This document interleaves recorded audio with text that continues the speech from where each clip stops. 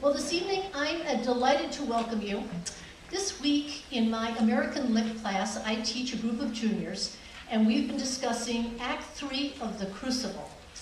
And in this scene, the evil Reverend Parris, the minister to the Puritans who have settled in Salem, is angry with his parishioners because he wants gold candlesticks on the altar, and they have only afforded him pewter candlesticks.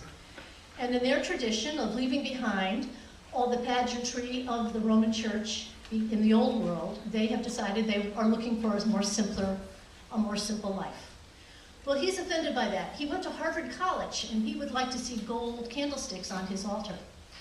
These candlesticks become a metaphor for the greed that is just below the veneer of civilization in this town. And it leads to the cry of witchcraft and, in fact, hangings and a terrible scare. The metaphor is an image that every student in English understands from at least freshman year on, a way of looking at something old in a new way. All of us are familiar with Shakespeare's phrase, "All the world's a stage." Well, tonight on this stage, I am delighted to invite you to look at our school in our new way by introducing our new head of school, Mrs. Laura Fuller. I've never been introduced like that before, only an English teacher. And if you remember all the places you need to go tonight, then there are awards for all of you at the end of the night. And you need to do that all in 5 minutes, so you're going to get a little taste of what your children go through every day. Thank you. It's delightful to be here. This is a really interesting place to speak because I can't really see any of you, so if I have sort of a blink, the lights are just amazing up here. High school is an interesting time, don't you think? We call it upper school here at USM. And I think that if you closed your eyes, if we had time for that, but we don't, that was my plan. And if you just thought about those two really simple words, high school, I think that probably in this room you could conjure up as many different images, and that the spectrum of emotions would go everywhere from delightful to dismal to I'd like to maybe, just black out the whole experience. But let's think about that for a minute. Think about what they go through every single day. I've done a lot of thinking about that over the years because I've spent my life continuing to go to high school every single day. You take 350 people, and they are the 350 people who they know the best in the world, they care deeply about their opinions, and almost exclusively we hear about their opinions. You put them in the same building, day after day. You have them compete with each other. They compete mentally with each other, emotionally, socially. Then you send them out on a field, and you say, okay, now do it physically. And you have them maybe perform a little bit. Then they head home, and you tell them they need to do this a little bit more now on their own. They need to practice what they just did all day long. And then they hop on these phones, and they start texting, or God forbid, on the computer, on Facebook, and they continue to communicate with the same 350 people. And then they might just go out with a subset of them on the weekend and do some socializing. So throw in a dose of hormones, a fairly uncertain future, the fact that you may actually be competing with them, as I said, for social status or maybe a position on an athletic team. And then don't forget that the whole thing culminates in their senior year when they continue to compete in a pretty rigorous process to go on to the next place where they're going to be living with the group of people they care most about in the world. And that, we'll print a list of where those next places are when you're all done, because they're going to judge you on how you did for the last 4 years while you were in this environment. I don't know how long any of us would last. What do you think, about a week before we crack under the pressure of this? So I guess what I'm trying to say to you is that when your child comes home sometimes after school and they're just a bit wrung out, and once in a while you may get a meltdown or two, don't worry about it too much, because we all survived it. We all got through those 2 words. We all got through high school. And you know what? I think perhaps we're a little stronger and a little more capable for having dealt with that. I think it probably made us more ready for life's twists and its turns.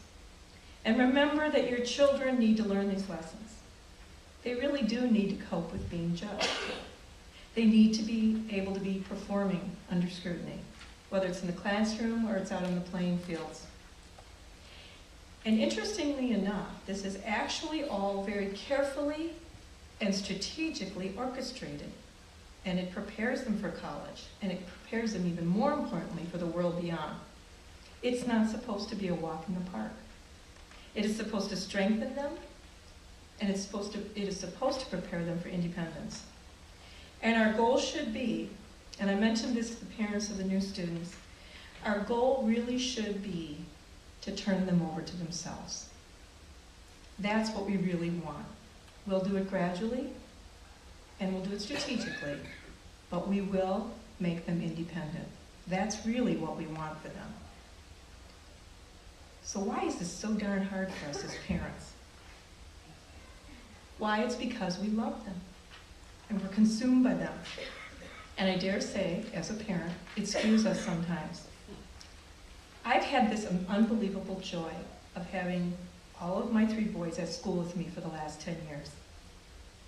You really think that was a joy? I say once in a while to my husband, how would you like to take them to work with you every single day? But I have learned a lot from this experience. Throughout this time, it's been clear to me that all of my preparation and training as an educator that started long before they were on the scene, and I'm hoping will continue long after they're raised, has really been pretty much irrelevant when it comes to dealing with my own.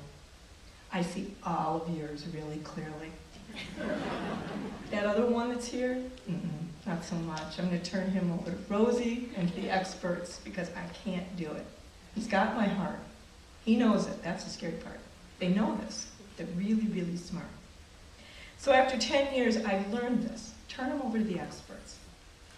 The educators who work in these amazing schools are so very, very adept at raising other people's children. They really are experts, and I've seen that for years. Independent school educators are not only intellectuals who love teaching, they're just so much more than that. They have literally given their lives to working with kids. And they work with them at this most complicated time in children's lives. And you know something? They love it. And I know that because I'm here with them, and I love it. And throughout my years as a teacher and as an administrator in these amazing schools, I have observed the passion and the compassion of these educators as they work with your children. They really, truly care about educating children's minds, their bodies, and their hearts.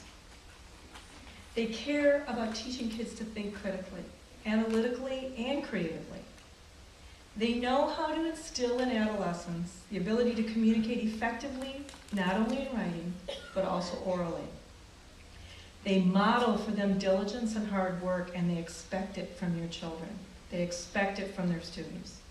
This faculty knows that today's students are very, very different than they were even 10 years ago. Today's students need to not only know how to read, write, and do arithmetic, they need to know how to be digitally, quantitatively, and scientifically literate. They need to be able to collaborate and work in teams. They need to know how to be leaders, but you know what? They need to know how to be followers too. That's the thing with today's kids. They all think they're going to be the CEO the minute they graduate. They need to know how to do this. Today's teenagers will go off into the world, into jobs that probably do not exist today. They need to be prepared. They need to have skills. They need to have skills that will teach them to adapt. They need to know how to take initiative and how to not be afraid to take risks. And perhaps most importantly, they know and they need how to make moral and ethical decisions, because we've all seen the devastation that occurs when that does not happen. Recently, I read a really interesting quote by Thomas Friedman. He's a New York Times columnist. I know you've all heard of him and read him, maybe read, The World is Flat, his recent book that sort of swept the nation. He was referring to the job world that our children will go out into, and he said this. He said it's about imagination. It's about the ability to spark new ideas. And he says, if I just have the spark of an idea now, I can get a designer in Taiwan to design it. I can get a factory in China to produce a prototype. I can get a factory in Vietnam to mass manufacture it. I can use Amazon.com to handle fulfillment. I can use Freelancer.com to find someone to do my logo and manage my backroom. And I can do all of this at incredibly low prices. The one thing that is not a commodity and never will be is the spark of ideas. And at USM, you have my word. I have seen it, I have experienced it. We are in the business of helping your children to become sparklers. It's a complicated path. They won't always enjoy it, but it is defined and it's measurable. So what are those measurables? Well, this is a really important question to me as I made the decision to come to this school. I knew anecdotally, I had spoken to my colleagues from across the nation. I understood USM is a school with a national reputation for excellence. I knew that, but I am sort of shamelessly data-driven. It's in my DNA, I guess. So imagine how important it was for me to find out the following. Not only did I find out that USM statistically is by far the best academic school in the city of Milwaukee, but I went on further to find out that it leads the state of Wisconsin, and that it absolutely places amongst the very top performers nationally. Last year, our students scored on the ACT an average score, a mean score of 29.2, significantly higher than any area school. It's the highest in the state of Wisconsin, and are you ready for this? It's in the top 7% in the nation. That takes into account every single high school in the nation. The magnet schools, the Manhattan schools, the big New England boarding schools. The school ranks in the top 7%. I also found out and knew that across the nation last year in the advanced placement program, 58% of America's best students, the ones who take advanced placement courses, 58% of them qualify, which is a score of a 3, 4, or 5. Imagine how I felt when I did the data collection and found out that at USM, an amazing 94% of our students qualified on the advanced placement exams last year. And I hope that this helps, because it helps me. It helps me to quantify. It helps me to reinforce what you already know anecdotally.